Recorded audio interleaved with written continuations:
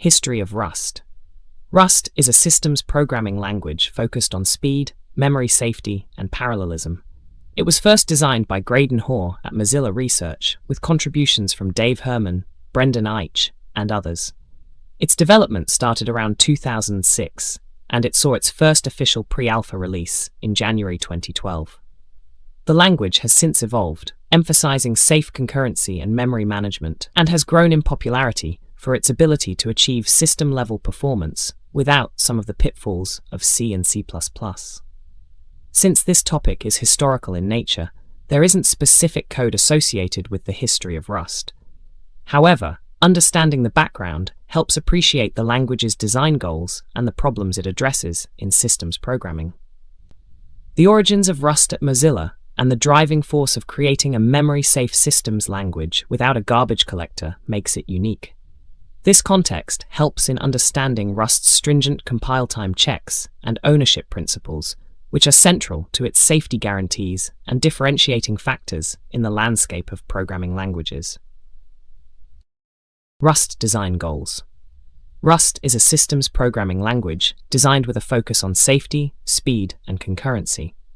Its design goals allow developers to create high-performance applications without sacrificing security or control over low-level system details. Rust aims to achieve its design goals through a number of core features and principles. Memory safety is enforced at compile time via the borrow checker, which helps prevent common bugs and security vulnerabilities associated with dangling pointers and buffer overflows. The ownership model ensures that each piece of data has a clear owner responsible for its lifecycle. Rust also focuses on zero-cost abstractions, which means that abstractions in the language don't impose a runtime cost. Additionally, Rust has a strong type system and pattern matching, which facilitates writing reliable and expressive code. Concurrency support is designed to be fearless, using ownership and types to guarantee thread safety. Moreover, Rust's modern tooling, which includes cargo, package manager and build system, and rich documentation, makes it more approachable for developers to create and manage their projects. Installing Rust. To get started with Rust, you'll need to install the Rust programming language compiler, Rust C, and the package manager, cargo. The easiest way to do this is by using RustUp, which is Rust's official installer and version management tool. This command downloads a script from the official Rust website and executes it. The script will install RustUp, which handles the installation of the Rust compiler and cargo. After installation, it will also add the cargo's bin directory to your path environment variable, giving you access to the Rust C compiler and cargo command in your terminal. You may need to restart your terminal or source your profile to see the changes. Note that you need to have curl installed, and your system should support TLS v1.2 to securely download RustUp. The Rust toolchain, Rust C, Cargo, RustUp. The Rust toolchain consists of Rust C, Cargo, and RustUp, which are essential for developing Rust applications. Here's an introduction to each tool. Rust C is the Rust compiler that translates Rust code into executable binaries. Cargo is the Rust package manager and build system, responsible for automating many tasks such as building code, downloading libraries, and more. RustUp is a command line tool for managing Rust versions and associated tools. Together, these form the core tools required for Rust development, allowing developers to write, build, manage dependencies, and maintain their Rust applications. Writing and running a Hello World program. In Rust, the Hello World program is a simple way to introduce basic syntax and the process of compiling and running a Rust program. It is a traditional starting point for learning a new programming language. This code defines a function main, which is the entry point of every Rust executable. Inside this function, we call the println macro to print the string Hello World to the console. The exclamation mark after println indicates that it is a macro rather than a function. Compiling this with Rust C and running the resulting executable will display the message on the console. Introduction to Cargo and crates. Cargo is Rust's build system and package manager. It handles downloading the dependencies of your Rust project, compiling the project, and more. It makes managing projects easier by providing a convention for the structure of a Rust project and a method for sharing libraries, crates, with others. This command creates a new Rust project named myProject with a standard directory structure. Inside myProject, you will find a cargo.toml file which contains metadata and dependencies for your project, and a sarc directory where you write your Rust code. Documentation with RustDoc. RustDoc is a tool included with Rust that generates documentation for Rust projects. By writing doc comments in your code, you can produce HTML documentation. These doc comments start with / for ordinary comments, or / for comments to the module or crate. RustDoc also supports Markdown for formatting. The code demonstrates how to use doc comments to document a simple function that adds one to its argument. The doc comment includes a brief description, a section with examples, and a code snippet that can also be tested as a doc test. RustDoc will process this comment to generate HTML documentation that includes both the description and the example usage. Rust additions. Rust additions are a way of evolving the language without breaking existing code. They allow for incremental changes to the Rust language and compiler, making it easier to introduce new features and improvements. Each addition comes with a set of new features and changes that can be adopted at the developer's pace, as older code continues to compile. In this code, the addition field is specified in the cargo.toml file, not directly in the source code. This field tells the Rust compiler to compile the crate using the 2018 edition's conventions. The main function is a standard entry point of a Rust program, and here it simply prints "Hello World" to the console. This code would work identically on different editions. However, some newer language features might require a more recent addition. Variables and mutability. By default, variables in Rust are immutable, which means once a value is bound to a name, you can't change that value. However, by adding the mute keyword before the variable name, you can make a variable mutable, allowing its value to be changed. In the given example, x is an immutable variable bound to the value 5, which cannot be changed. If the commented line is uncommented, it will result in a compile time error. On the other hand, y is declared as mutable by prefixing it with mute. Hence, we are allowed to change its value from 5 to 6 later in the code. Data types. In Rust, scalar types represent a single value. There are 4 primary scalar types: integers, floating point numbers, booleans, and characters. This code declares variables of each scalar type. Variable integer is an unsigned 32-bit integer, float is a 64-bit floating point, boolean is a boolean type, and character is a character type. The types are annotated explicitly for clarity. Functions. In Rust, functions are defined with the fn keyword. They can take parameters, perform tasks, and optionally return a value. Functions must specify the type of each parameter, and if a function returns a value, it must specify the return type after an arrow mass. Let's create a simple function that adds 2 numbers together and returns the result. Here, add2numbers is a function that takes 2 parameters, both of type i32. The mass i32 indicates that the function will return an i32 integer. Inside the function, num1 plus num2 is the expression that computes the sum, and because this is the last expression in the function, it implicitly becomes the return value. No need for a return keyword. When you call this function with 2 integer arguments, it calculates and returns their sum. Comments.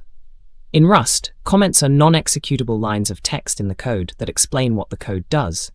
They're primarily aimed at other developers, or yourself at a future date, and are ignored by the Rust compiler. The example code demonstrates both single-line and multi-line comments in Rust. Single-line comments begin with // while multi-line comments are enclosed between / and /. The comments do not affect the execution of the program. They are used to explain the main function, which calls hello world, and the hello world function itself, which prints hello world to the console. Control flow, if-else loops. In Rust, an if statement is used to evaluate a condition and execute code based on whether the condition is true or false. An optional else clause can follow an if to provide an alternative execution path when the if condition is false. The code defines a main function with a variable num. It uses an if statement to check if num is greater than 0. If it is, it prints num is positive. If num is not greater than 0, it checks if num is less than 0 with else if. If this check is true, it prints num is negative. If neither condition is met, the else block executes, printing num is 0. Rust formatting with Rust FMT. Rust FMT is a tool for formatting Rust code according to style guidelines.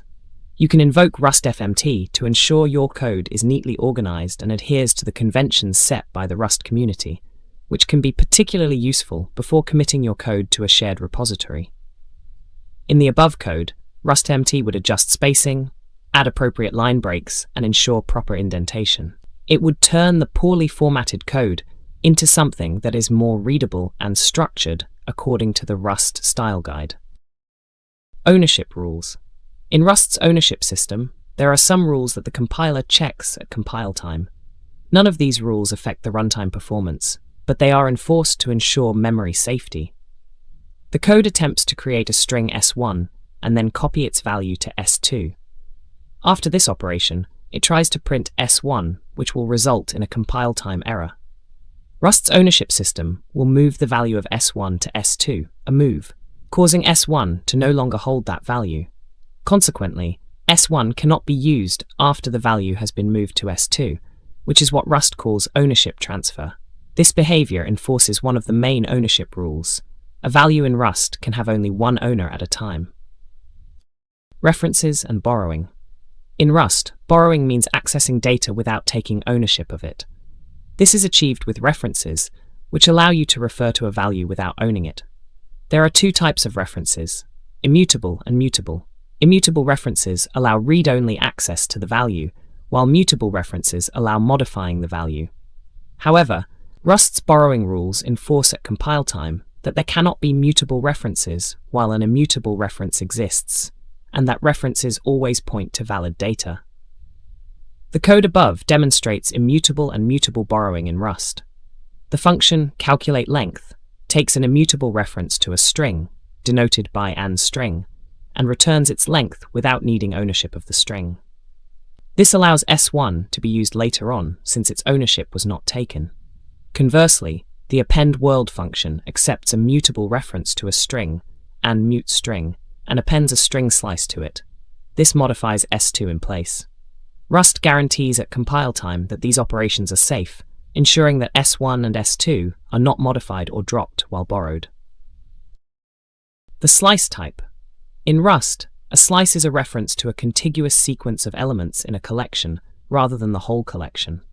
A string slice, for example, is a reference to part of a string, and this concept is used for other types as well. Slices let us reference a subset of data without copying it. In this example, S is a string that we'll be taking slices from. The hello slice is created by referencing the first 5 elements from S, which are denoted by the range 0-5. Similarly, the world slice references elements 6 through 10, which is represented as 6-11. Note that Rust ranges are half open, meaning that the start index is inclusive and the end index is exclusive. Lifetimes. In Rust, lifetimes are a way of expressing the scope of validity for a reference.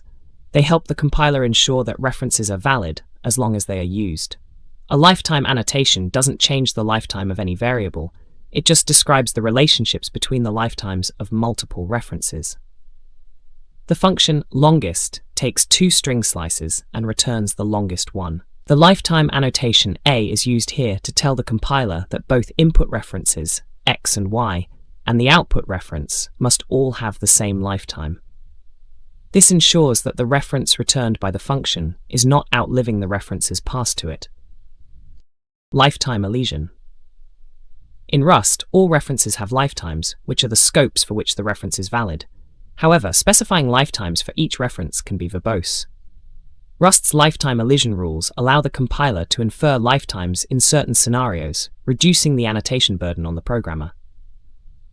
In the given function, we don't explicitly specify lifetimes, yet it compiles. This is due to lifetime elision rules. Rust applies 3 rules to infer lifetimes. Here, since there's one input lifetime, on Astra, Rust applies the first rule.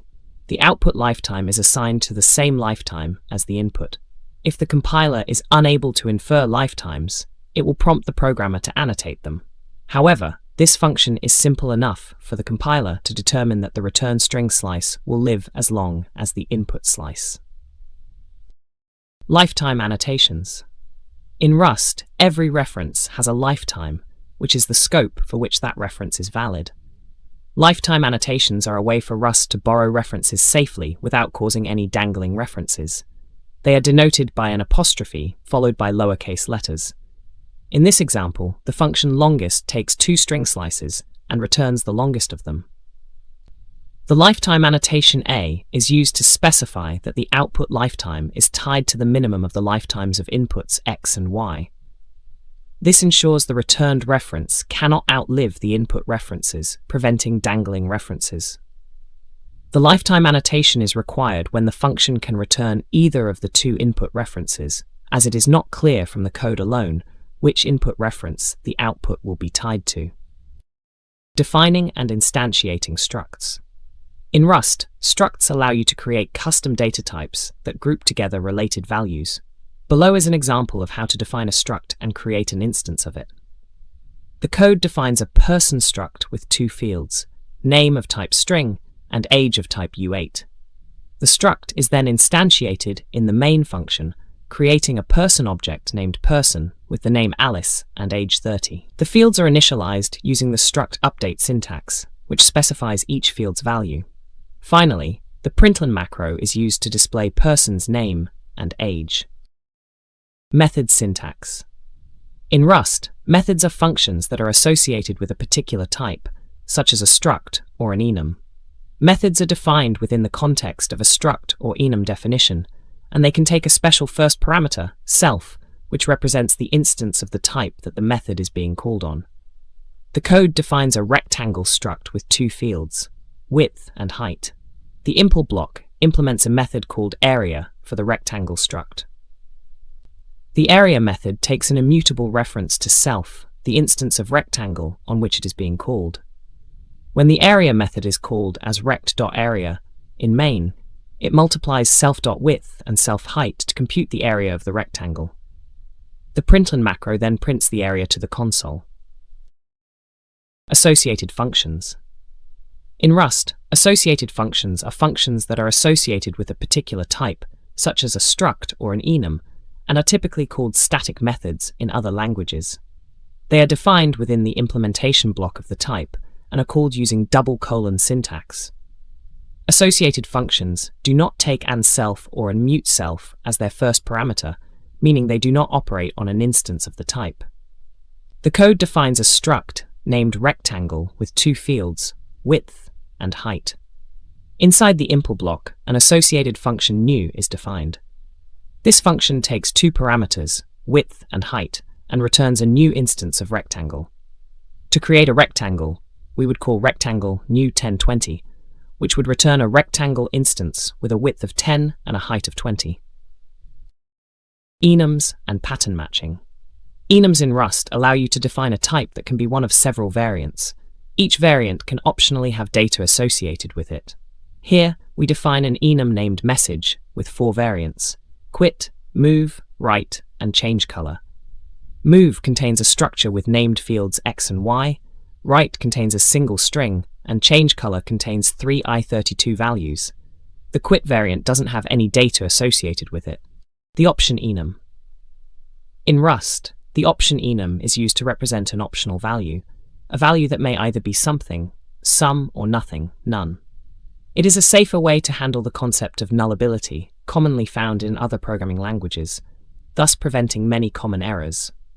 This code demonstrates the usage of the option enum with 2 variables: some number, which is assigned some with a value, and no number, which is assigned none, to represent the absence of a value. The match statements then check each option and perform an action accordingly. When some X, it prints the contained number. When none, it prints a message indicating the absence of a number. The result enum.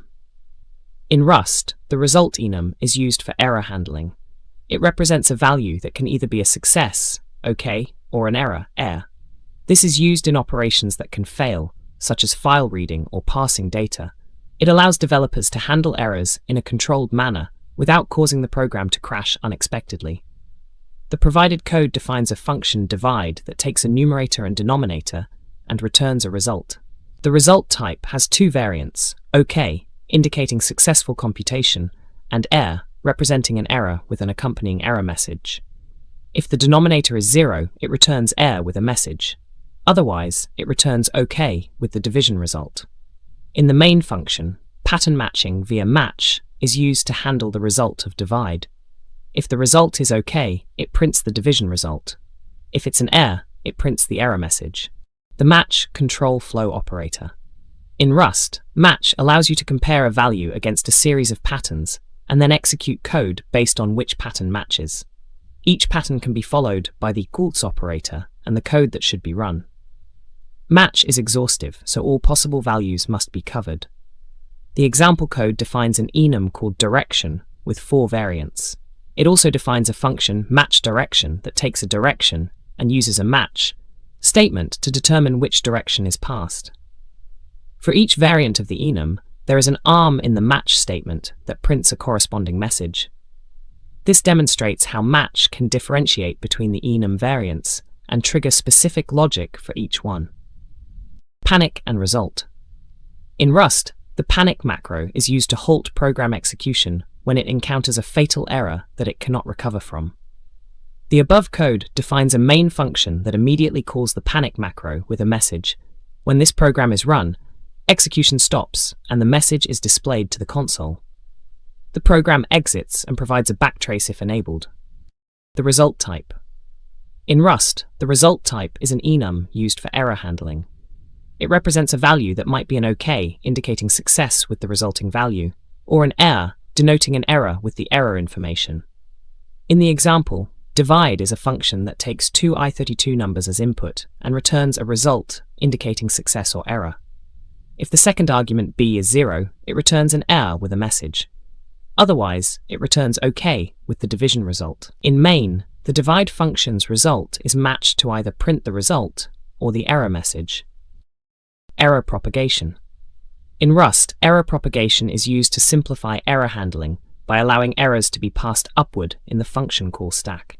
This is typically done with the dart operator, which can be used on result types. In the code, we define a function read username from file that returns a result. The function attempts to open a file and read its contents into a string. The dart operator is used after file open and read to string, which will automatically return the error to the caller of read username from file if an error occurs. If no errors occur, OKS is returned, wrapping the successfully read string. Custom types for validation. In Rust, we can create custom types to encapsulate validation logic for different domains. This is an example that demonstrates how to use a struct and associated functions to ensure that we have a valid positive non-zero integer type that cannot represent numbers less than or equal to 0. The code defines a struct positive non-zero integer that encapsulates a U32. The implementation block contains a constructor new that only allows creation of positive non-zero integer instances with non-zero values.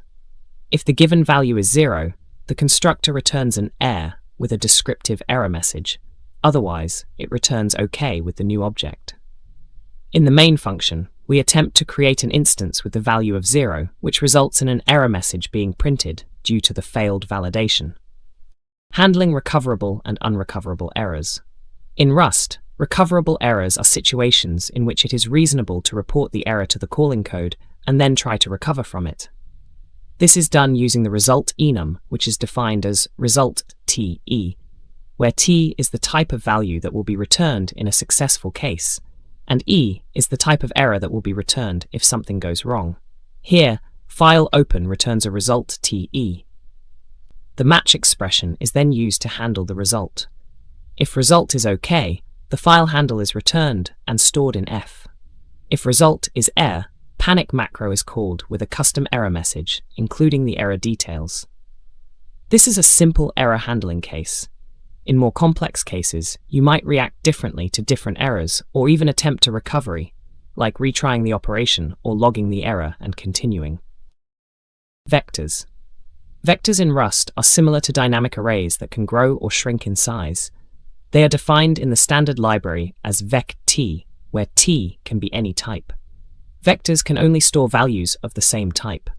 They're useful when you need a list of items and you want to add or remove elements from that list. In the provided code, we create a mutable vector VEC that can hold elements of type i32. We then use push to add elements 5, 6, and 7 to the vector. The println macro with the debug format specifier prints the debug representation of the vector, which in this case would output 5, 6, 7. Strings. In Rust, you can create a new empty string by calling the string new function. This line of code initializes a mutable variable s with a new empty instance of a string. Since it's mutable, you can add content to this string later on. Hash maps. In Rust, hashmap kv is used to store a collection of key-value pairs, where k stands for the type of the keys and v for the type of the values. The keys must be unique, and each key is associated with exactly one value. Hash maps are particularly useful for lookups where the order of the items does not matter. This code snippet creates an empty hash map to store team scores. We insert two key-value pairs into it, Team Blue with a score of 10 and Team Yellow with a score of 50. We then look up the score of Team Blue using the get method, which returns an option. Lastly, we print the team's name and score using the println macro. The getDrop formatter is used to print the option result from get, which nicely handles the none case if the key is not found.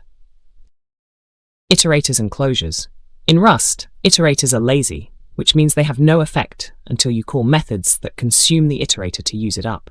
For example, the iter method produces an iterator over immutable references to the elements in a collection, and iter_mute for mutable references.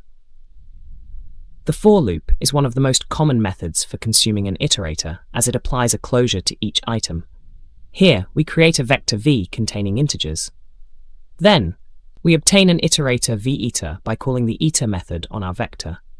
Using a while-let loop with the pattern sumX, we match each item obtained by viter.next. For each element, Rust calls next and returns an option that is either some element or none when iteration is over. The loop stops when none is encountered. Inside the loop, we print each value by dereferencing x with .x. Using vectors, strings, and hash maps effectively. Vectors allow us to store more than one value in a single data structure that puts all the values next to each other in memory. To use vectors effectively, it's important to understand how to create, modify, and access their elements. In this example, vec123 creates a new vector containing the elements 1, 2, and 3.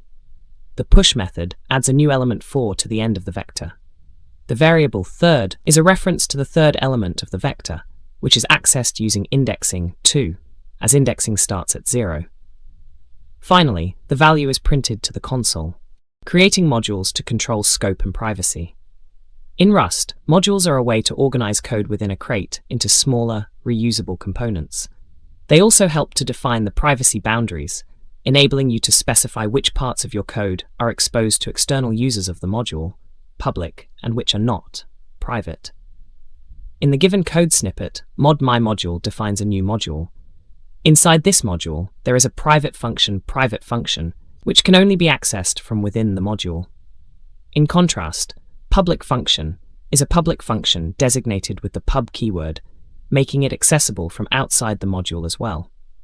The module itself, myModule, is private by default, unless we opt to make it public using pub_mod_myModule. The use keyword. In Rust, the use keyword is used to bring modules or the items they contain into scope, simplifying their access. Instead of using the full path, you can refer to an item directly after importing it with use.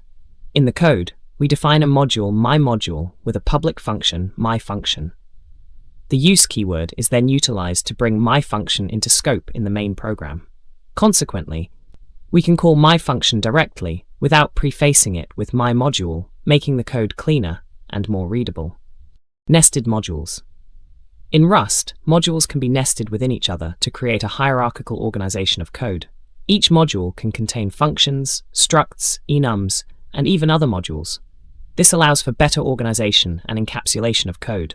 In the provided code snippet, there is a top-level module named Restaurant. Within Restaurant, there are two nested modules, Hosting and Serving.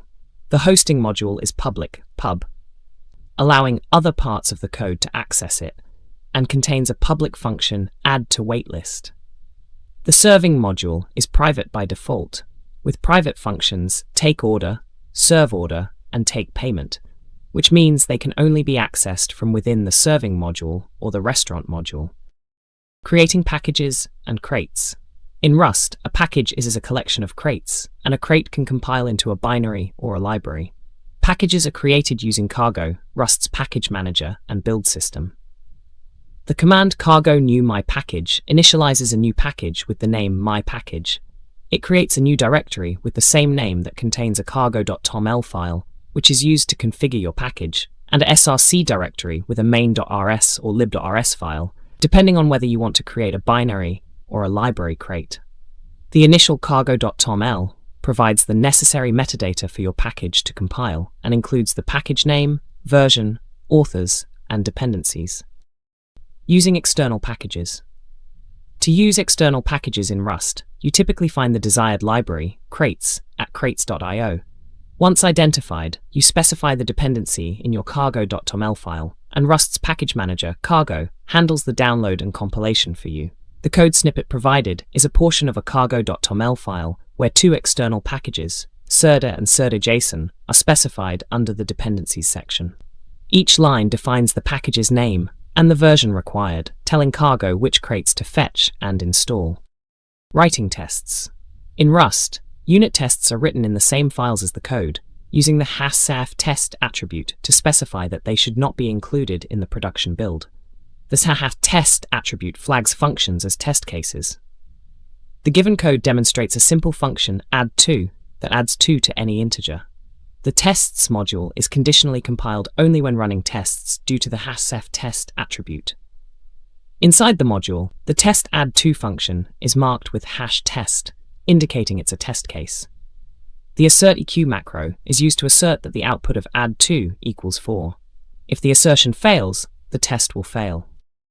Running tests. In Rust, testing is a first-class feature. The cargo test command runs all tests marked with the test attribute. By default, tests run in parallel. Specific tests can be run by passing their name as an argument to cargo test.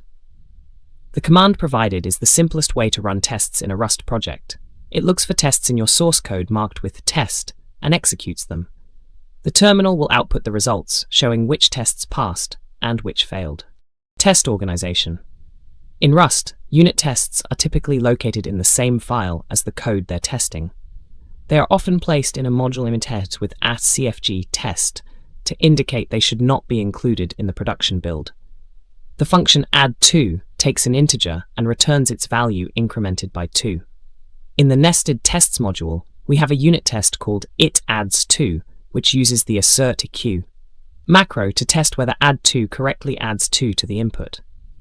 The use super_sart line brings the functions from the outer module into the scope of the tests module. Integration tests. In Rust, integration tests are external to your crate's src code. You create them in a tests directory at the same level as the src directory. Integration tests use your crate just like any other external code would, allowing you to test the interface and how the modules work together. Below is an example of how an integration test would look like in Rust. In the code block, we define a test module within a file typically located in the tests directory, and a #gf test is a conditional compilation attribute that includes the test module when running tests. We then use the crate we want to test, in this case, your crate. The test function test feature uses assert_eq to check if the function from the crate returns the expected value. When you run cargo test, Cargo will compile your crate and the integration tests, and then run the binary that results to check the output for each test. Documentation tests. Documentation tests in Rust are a way to ensure that examples within your documentation, e.g., the comments in your code that use Markdown, are functioning as expected. When you run your tests using cargo test, Rust will also pass and execute code examples in your doc comments as tests. The example above is a Rust function with a doc comment that contains a code example. The triple slashes / indicate a line of documentation, which will be compiled as a part of the crate's documentation. Inside the documentation, Rust code is contained within fences. When you run cargo test, the Rust test runner will extract these code examples, run them as tests, and check if they panic, indicating a failure, or complete successfully. In this case, calling add1 with an argument of 5 is expected to return a value of 6, which is tested using assertEq, 6 answer. Advanced lifetimes. In Rust, advanced lifetime features allow for expressing complex relationships between references where the basic lifetime annotations aren't sufficient. This involves understanding lifetime subtyping, lifetime bounds, and higher-ranked trait bounds, HRTBs. This code snippet defines a context struct and a parser struct that uses advanced lifetime notation. Parser has a lifetime parameter C and a second lifetime parameter S, which must live at least as long as C. This is expressed using the syntax SC, establishing a lifetime subtyping relationship between S and C. The parse method on parser then returns an error result that includes a reference to part of the context. The parse context function shows an example of using the parser. It creates a parser with a reference to the context and immediately tries parsing with it. Advanced traits. In Rust, advanced trait features include associated types, default methods, fully qualified syntax, and more. Here we'll look at associated types, which allow a trait to specify that implementing types must provide a type for a certain associated type. This can simplify trait usage and improve code organization. The trait graph defines two associated types, node and edge.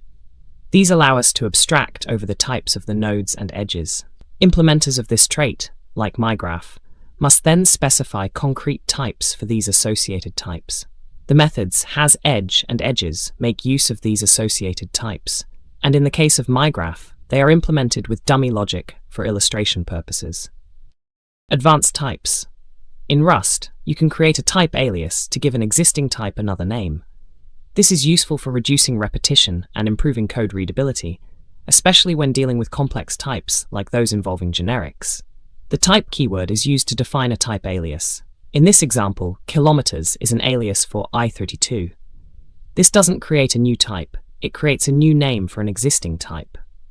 In the main function, distance is of type kilometers, which is just an I32, and it's used in the same way as I32 would be. Unsafe Rust. In Rust, certain operations can be performed only within an unsafe block, which gives you the ability to write code that the compiler can't guarantee is safe. These operations include dereferencing raw pointers, calling a function over FFI, and directly accessing or modifying mutable static variables. In this code, we first create a raw, immutable pointer to an integer value, 42, using asConst I32. The dereferencing of this raw pointer, raw PTR, to read its pointed to value occurs inside the unsafe block. This is necessary because the compiler can't guarantee that the pointer is valid. It's up to the programmer to ensure it's pointing to a valid location. The unsafe keyword here indicates to the Rust compiler that the programmer has checked these operations are safe to perform. Function pointers. Function pointers are pointers that point to the code of another function. In Rust, they are used to pass functions as arguments to other functions, assign them to variables, or return them from other functions. The syntax for declaring a function pointer is fn args ret, where args are the argument types and ret is the return type. In the provided code, add is a function that takes two I32 arguments and returns their sum. Run with numbers is a function that takes a function pointer f as its first argument, which is expected to have the same signature as add. In the main function, run with numbers is called with add as an argument, along with two integers 2 and 3.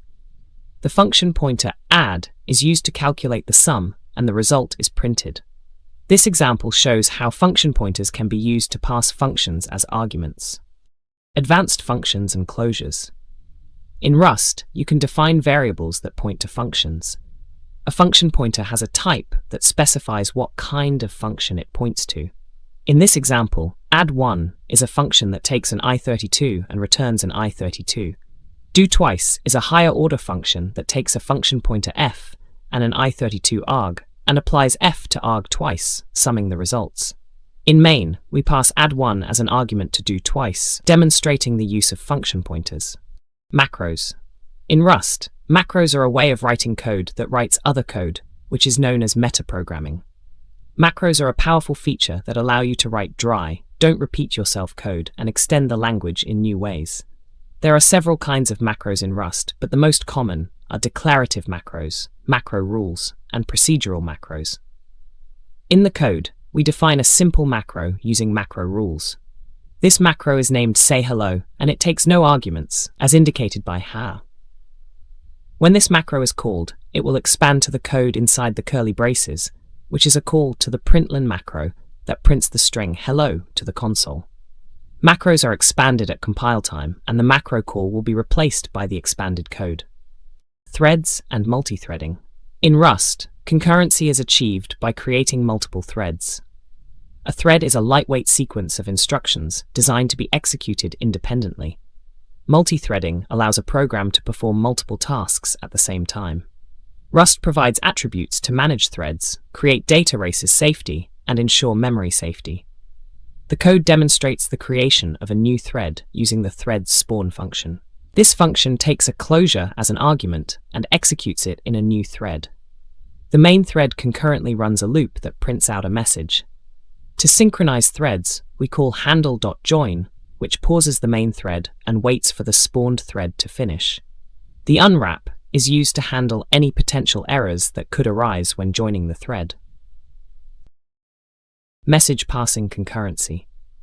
Message passing is a concurrency model which involves sending data from one thread to another through a channel.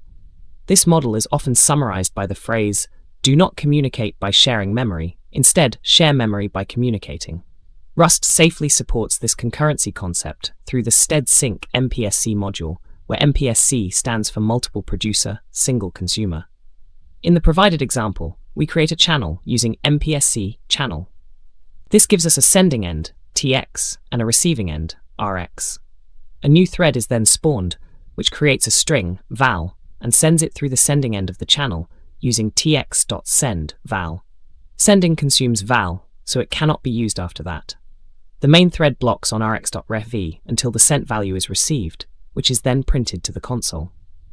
This program illustrates the basic mechanics of message passing in Rust. Shared state concurrency.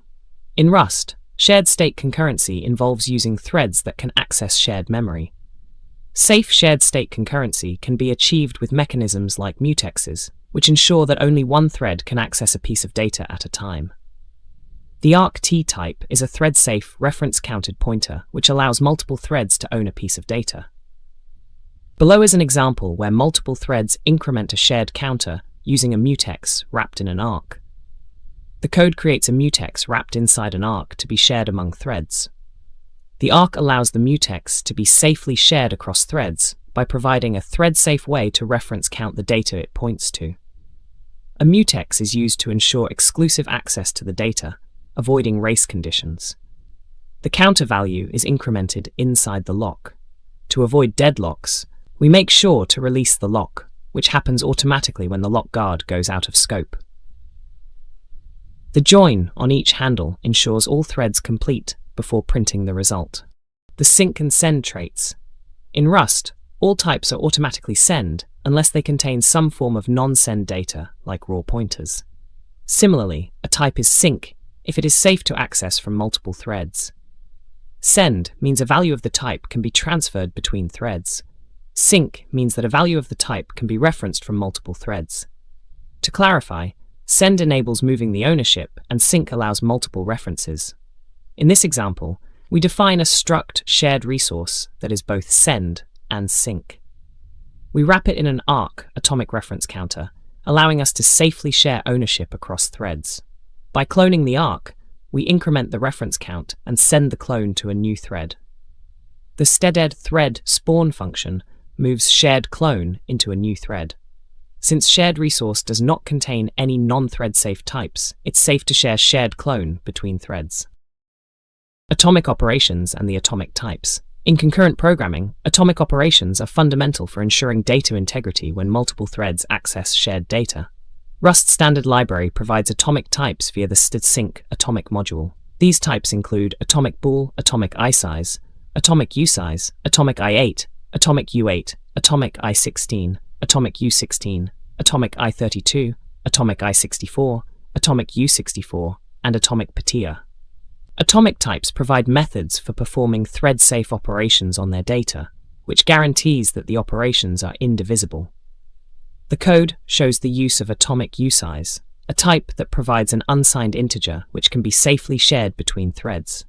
It uses fetch-add, an atomic operation that adds to the current value and returns the previous value. The ordering relaxed specifies the memory ordering for the operation. This code creates an atomic counter initialized to 0, then atomically increments the counter by 1, storing the result in new count. The program prints the previous count, so the output will be new count is 0. Asynchronous programming with async await. Asynchronous programming in Rust allows you to run multiple tasks concurrently without creating new threads, using the async keyword to mark asynchronous functions and await to pause the function until the result of an async operation is ready. This feature works with Rust's futures, which are types that represent values that may not have been computed yet. In this example, hello world is an asynchronous function marked with async. It doesn't do anything particularly asynchronous, but serves as an example. In main, which is also asynchronous and uses the Tokyo main attribute to set up the Tokyo runtime, a common async runtime for Rust, we call hello world.await. The .await tells Rust to wait for the hello world function to complete before moving on. If hello world performed an I/O operation or awaited other async functions, main would not be blocked and could continue running other tasks. Reading and writing files. In Rust, you can read from a file using the std.fs file type and associated methods. To read the contents of a file into a string, we use the read-to-string method from std.io read trait that file implements. Here's an example on how to do it. The code defines a function readFile-to-string that takes a file path and returns a result string, which is either the contents of the file or an error. The tab operator is used to handle errors, allowing for early returns if an error occurs. In main, it calls readFile-to-string and matches on the result. It prints the contents if OK, or logs an error if err. The file open function is used to open the file, and the read-to-string method fills the provided string with the file's contents. Standard I/O. In Rust, the standard I/O library enables interaction with input-output streams. By default, it provides functionalities to read from standard input, std.in, and write to standard output, stdout, or standard error. Here's how you can read a line from std.in and print it to stdout. The code imports the I/O module and write trait. In the main function, we define a mutable string to store input. We prompt the user with println.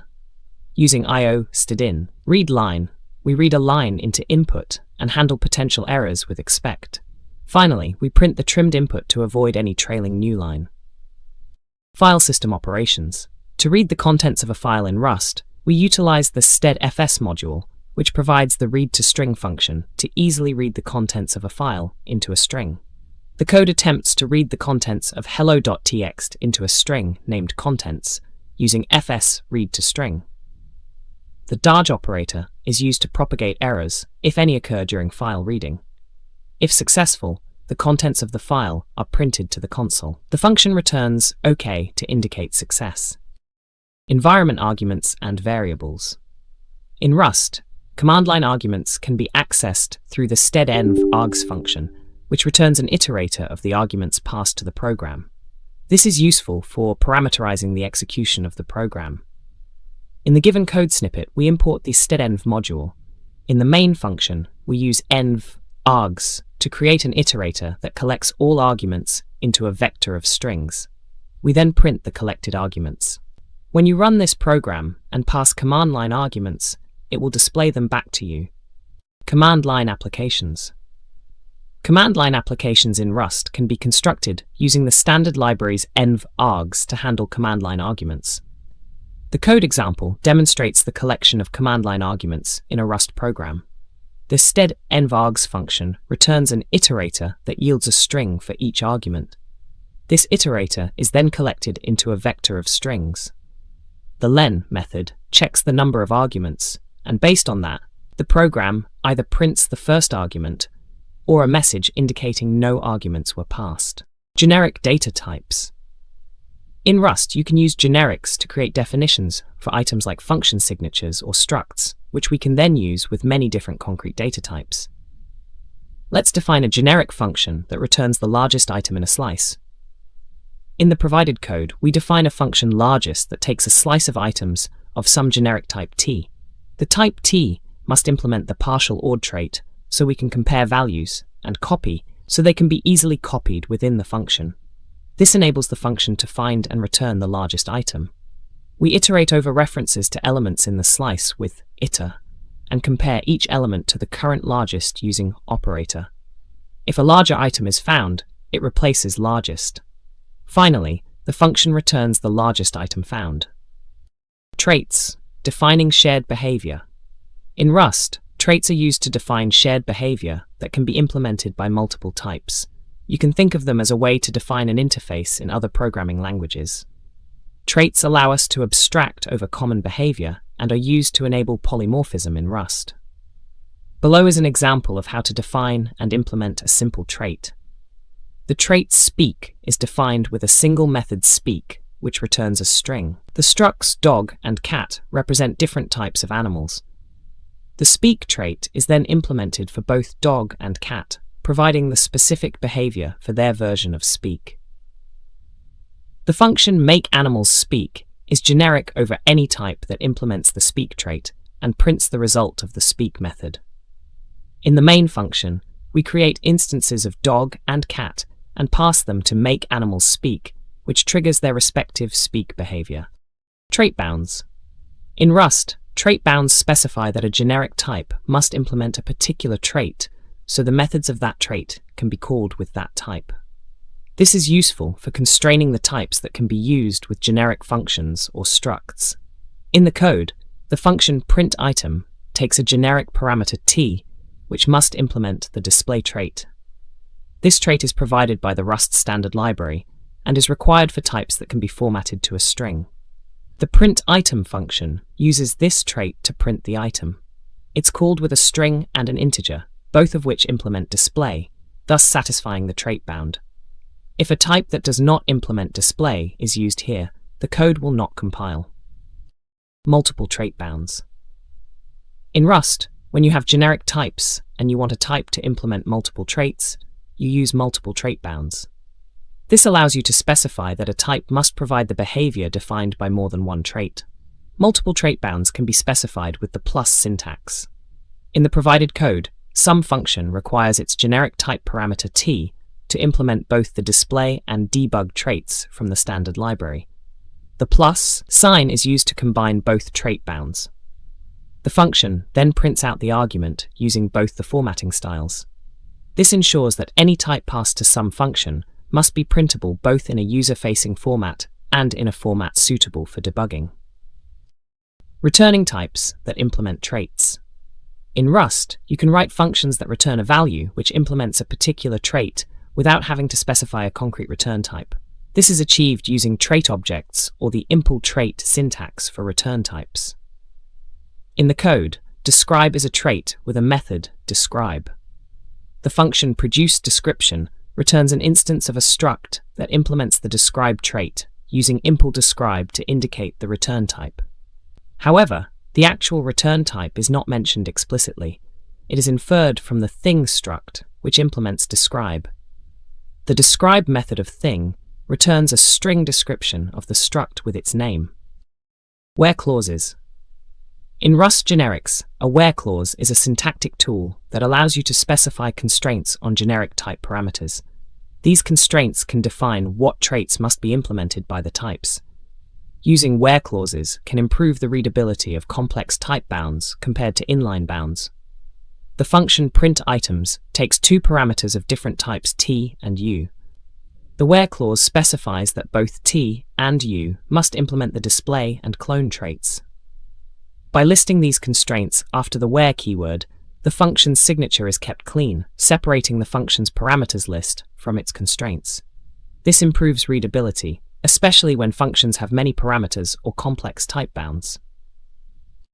The box type for heap allocation. In Rust, the box T type is a smart pointer that allocates values on the heap. When you have a large amount of data that you don't want to copy, or you want to transfer ownership of a value, but ensure it stays the same type, a box is ideal. Boxes provide a simple way to allocate space for a value on the heap without worrying about lifetimes, since they will be deallocated when the box goes out of scope. In the example, we create a new box that holds an i32. We use box new to allocate space on the heap for the value 5. The variable b now owns the box, and by extension the heap allocated i32. When b goes out of scope at the end of main, the box is deallocated and the heap memory is freed. The println macro is used to print the value stored in the box. Deref trait. In Rust, the deref trait, which is provided by the standard library, allows overloading the dereference operator. This trait can be implemented on smart pointers to allow instances of these pointers to be treated more like regular references. In this code, a struct called myBox, a simplistic version of the smart pointer box, is defined along with an implementation of the deref trait. The associated type target sets the type being pointed to. The deref method returns a reference to the inner value, self.0.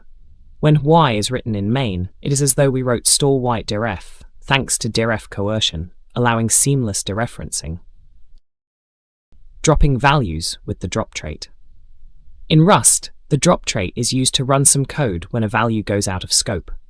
It's akin to a destructor in other languages and is useful for releasing resources, such as files or network connections. When a variable goes out of scope, the Rust runtime automatically calls drop, provided by the drop trait implementation for the variable's type. The provided code defines a struct custom smart pointer with a single field data of type string. An implementation of the drop trait for custom smart pointer is then provided with a custom drop method that prints a message when an instance of custom smart pointer is dropped. In the main function, 2 instances of custom smart pointer are created, and when they go out of scope at the end of main, Rust automatically calls their drop methods, which results in the print statements being executed to signal that the instances are being cleaned up. RC and ARC for reference-counted smart pointers. The RCT type is a non-thread safe reference counting pointer. It's used when multiple ownership is needed for data that gets read a lot but isn't changed. When the last RC pointer to a value is dropped, the value itself is dropped. It enables multiple references to the same allocation. It is not safe to use in a concurrent context. In this example, an RCT is created with initial value 5. A and B are clones of foo, meaning they are different RCT instances, but they point to the same allocation as foo. RC clone doesn't clone the underlying data, it merely increments the reference count. Finally, we print the reference count using RC strong count and foo, which shows the total number of references to the allocation, which should be 3. Interior mutability with refcell and mutex. Refcell T is a smart pointer that provides interior mutability. This means that the refcell allows you to mutate the data inside it, even when the refcell itself is immutable. This is useful when you want to enforce the borrowing rules at runtime rather than compile time. In this code, refcell new 5 is used to create a new refcell containing the value 5. Even though data is immutable, data.borrowMute is called to get a mutable reference to the inside value, allowing the code to modify it. After the modification, data.borrow is called to get an immutable reference for printing. If the borrowing rules are violated, e.g., 2 mutable borrows at the same time, the program will panic at runtime. Weak references. In Rust, weak references are a way to refer to a value without expressing ownership. They are created using the RC downgrade method, which turns an RCT into a weak T. Unlike RC, a weak reference does not increase the reference count, which means it does not prevent the value from being dropped. Weak references are used to prevent circular references, which can lead to memory leaks, because the reference count will never reach 0. This example illustrates how to create and use weak references using Rust's stead.rc library. First, we create an RC instance, rscore_a. We then create a weak reference from it using RC downgrade, which we store E in weak A. Cloning RCA into RCB increases the strong reference count, which is displayed. When RCB goes out of scope, its reference count is decremented. The count of strong references, RC, and weak references, weak, is shown with RC strong count and weak strong count respectively. Finally, we attempt to upgrade the weak reference back to a strong reference using weak upgrade. If the original RC value hasn't been dropped, the upgrade is successful, and we can access the value through the strong reference. Cargo features.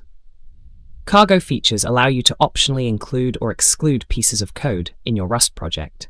These can be used to add optional functionality, support different platforms, or include non-default components. To define features, you edit the Features section in the cargo.toml file. In the Features section of cargo.toml, we define two features, Feature 1 and Feature 2. The Feature 1 is an empty feature with no dependencies. The Feature 2 includes an optional feature from Dependency 1, implying that if Feature 2 is enabled, Dependency 1's optional feature will also be enabled. Publishing crates. Before publishing a crate to crates.io, certain prerequisites must be completed to ensure the crate is ready for the wider Rust community.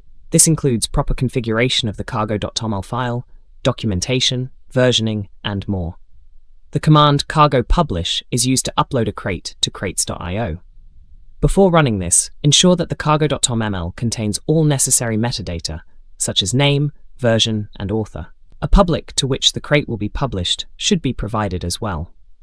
The command also packages the crate, runs tests, and then uploads it, along with the documentation.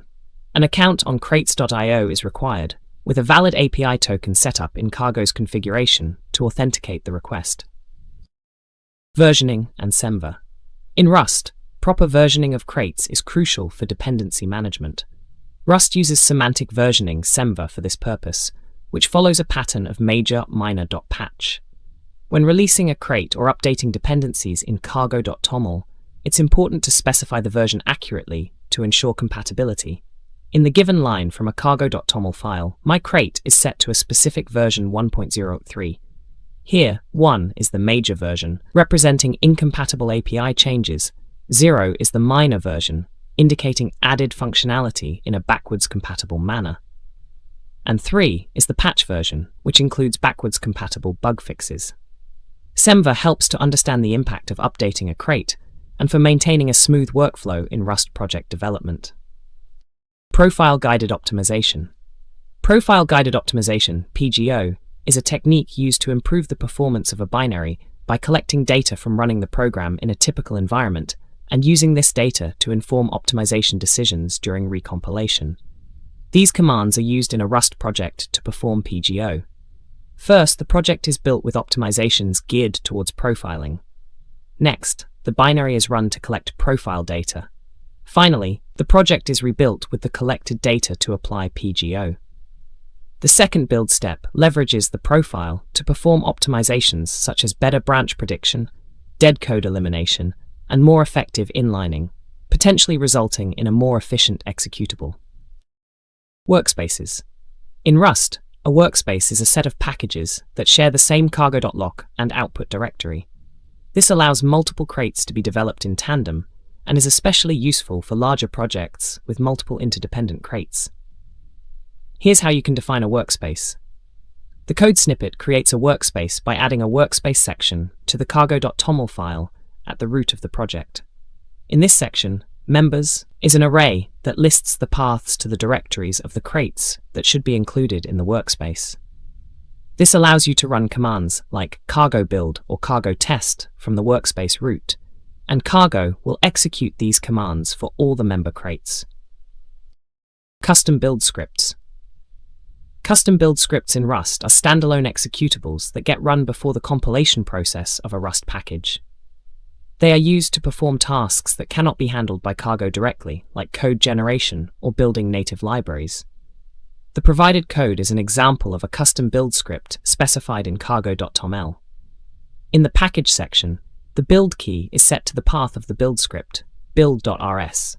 The build.rs file itself contains Rust code, which executes during the build process. It writes a Rust source file containing a simple function to the output directory specified by the outdir environment variable given by cargo. It also tells cargo to rerun the build script if build.rs is changed, helping to avoid unnecessary rebuilds when other files change. Foreign Function Interface. Rust provides a Foreign Function Interface, FFI, to allow Rust code to interact with other languages. This is particularly useful when you need to use libraries written in C, involve operating system APIs, or embed Rust code in other language environments. FFI calls may be unsafe because they can violate Rust's safety guarantees, so they are wrapped in an unsafe block. This code snippet demonstrates how to declare and use an external C function, in this case, abs, which computes the absolute value of an integer from Rust.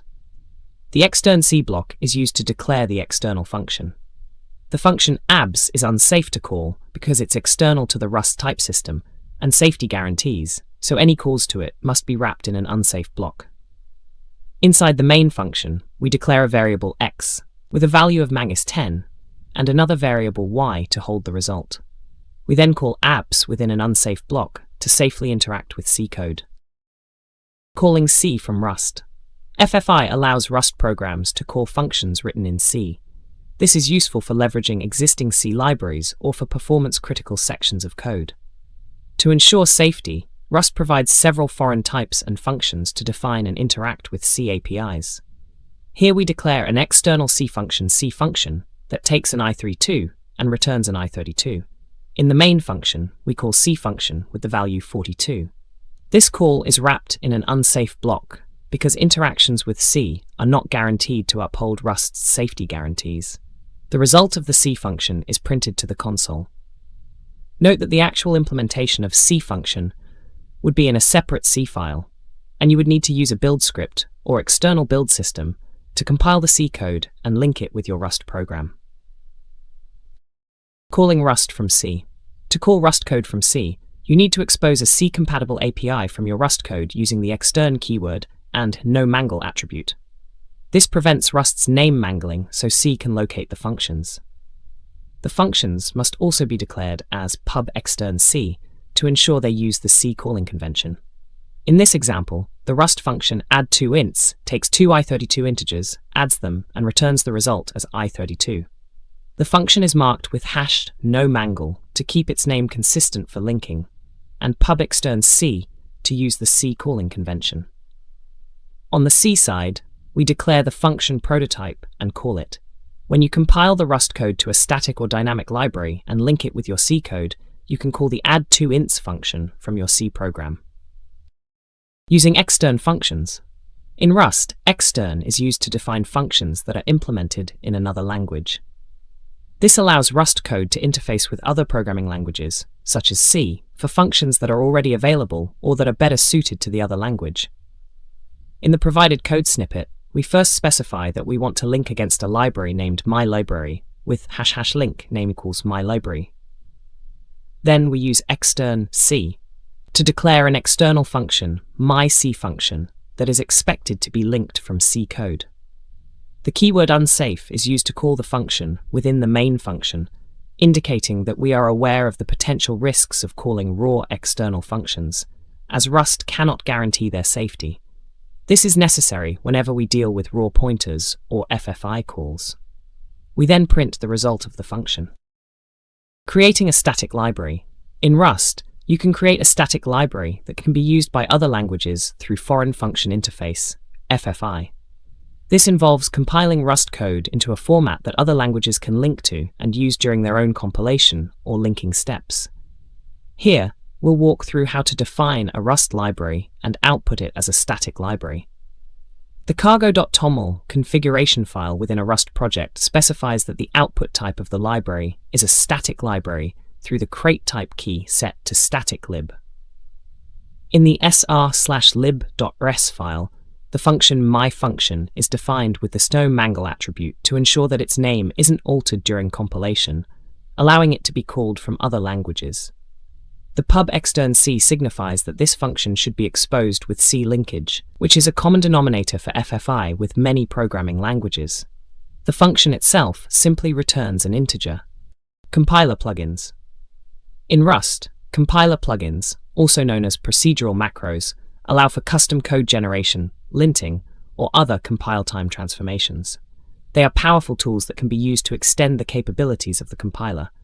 However, these features are mainly used in nightly Rust because they require unstable features. Here's a brief example where we will create a simple procedural macro that appends suffix to any given identifier. In this code, we use proc macro, quote, and syn crates to create a procedural macro. The add suffix function is marked with the shat proc macro attribute, defining it as a procedural macro. The function takes a token stream, passes it into an identifier, appends or suffix to the identifier, and then uses the quote macro to generate the expanded Rust code, which defines a function with the new name. Finally, token stream from is used to convert the quoted code back into a token stream that the compiler can use. The RLS and Rust Analyzer. The Rust Language Server, RLS, and Rust Analyzer are tools providing IDE-like features for Rust programming, such as code completion, real-time error checking, and refactoring assistance. The RLS was an official Rust project used by editors for rich language support. However, Rust Analyzer has emerged as a more powerful and efficient alternative, becoming the de facto language server for Rust. While there is no code associated directly with Rust tooling concepts like RLS and Rust Analyzer, understanding their functionality is essential. The RLS relies on a compilation process to provide information, which can be slow. On the other hand, Rust Analyzer uses its own syntax tree, which allows it to be faster and more responsive. Additionally, Rust Analyzer is known for providing more accurate code analysis, making it a popular choice among Rust developers. Integrated Development Environments. An integrated development environment, IDE, is a software application that provides comprehensive facilities to programmers for software development. For Rust, there are a variety of IDEs and editors that offer good support for the language, either out of the box or through plugins and extensions. The provided code is a basic Rust program that prints "Hello, World" to the console. IDEs typically offer features like syntax highlighting, code completion, and error detection for such programs. Developers using an IDE for Rust would have additional tools like automatic formatting with Rust FMT, linting with Clippy, and integrated debugging capabilities, all within the same environment. Modern IDEs compatible with Rust include Visual Studio Code with the Rust extension, IntelliJ IDEA with the Rust plugin, and other specialized editors like Clion or even Vim Emacs with appropriate plugins. Continuous integration for Rust projects. Continuous integration, CI, is a development practice where developers integrate code into a shared repository frequently. For Rust projects, this usually involves automated building, testing, and sometimes deploying the application with each change pushed to the repository. Setting up CI can prevent many integration problems and ensure that the codebase is consistently in a deployable state. The code provided is an example GitHub Actions workflow for a Rust project. It defines a CI pipeline that triggers on push and pull request events. It consists of a job called build that runs on an Ubuntu virtual environment. The steps of the job include checking out the code using actions checkout at v2, installing Rust with RustUp by downloading and executing a script from the official Rust website, building the project with Cargo, Rust's package manager and build tool, and running tests. Custom Cargo commands. Cargo, Rust's package manager, allows the creation of custom commands, which can be invoked like built-in Cargo commands. These custom commands are simply executables that follow a specific naming convention. They must be named Cargo mycommand and be available in your system's path. This shell command sequence first builds the mycommand tool in release mode using cargo build-release. Then, it moves the resulting executable to the / cargo bin directory and renames it to Cargo mycommand. This naming convention allows Cargo to recognize and execute it as if it were a built-in command when you type Cargo mycommand. Coding conventions. The Rust community encourages the use of Rust FMT, an official tool that formats Rust code to follow the Rust style guidelines. It ensures a consistent code style across projects and contributors.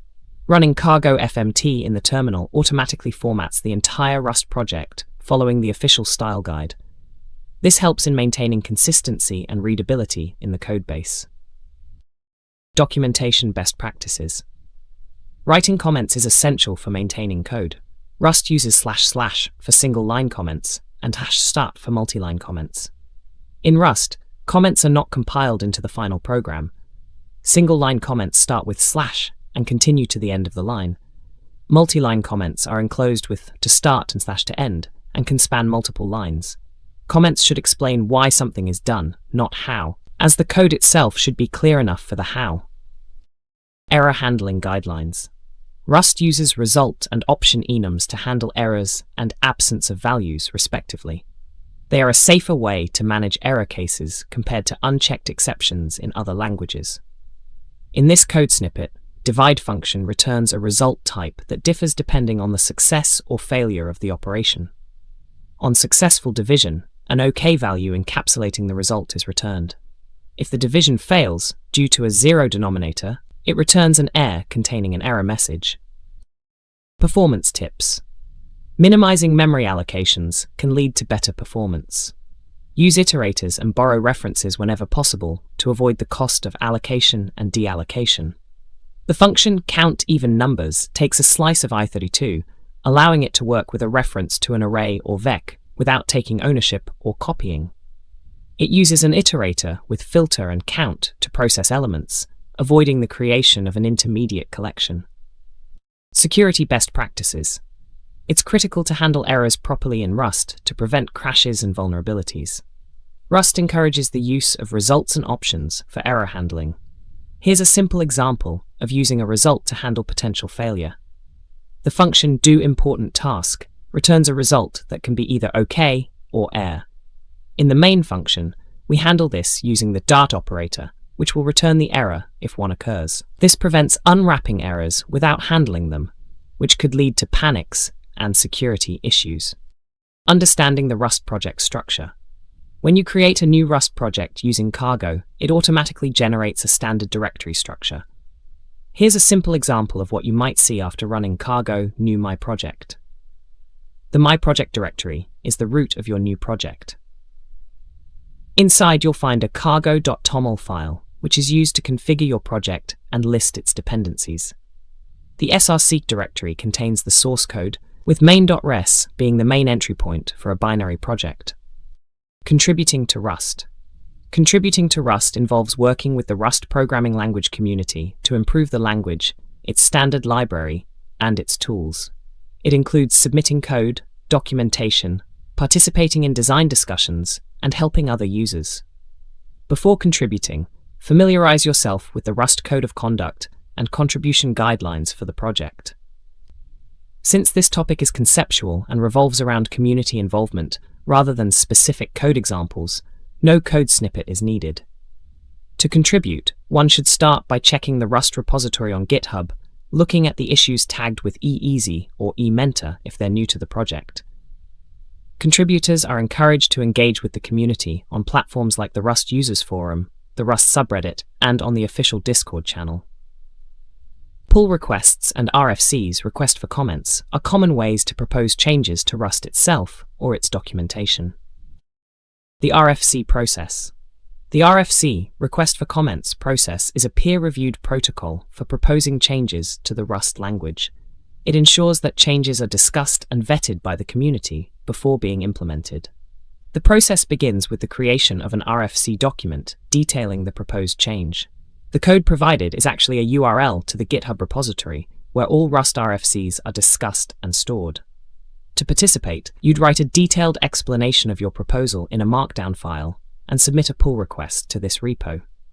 The community and Rust team members will then discuss the proposal through comments. If the RFC is accepted, it will then be merged into the repository and become a part of the language's development documentation. The RFC itself is not executable code, but a written document detailing proposed features or changes. Rust evangelism. Rust evangelism refers to activities aimed at promoting the Rust programming language and advocating for its adoption by highlighting its advantages such as safety, speed, and concurrency. In the context of Rust, there isn't a specific code to illustrate evangelism, as it's more about community engagement and advocacy than a programming construct. Rust enthusiasts might contribute to open source projects, write blog posts, provide mentorship, or give talks at conferences to evangelize the language. They showcase how Rust's features solve problems in software development and help others understand and effectively use Rust. Community resources and forums. The official Rust forum is a key place for discussions, questions, and project announcements. It doesn't involve writing code, but using the resource. To use the forum, visit users.rustlang.org and sign up for an account. There you can read posts, ask questions, share experiences, and contribute to discussions.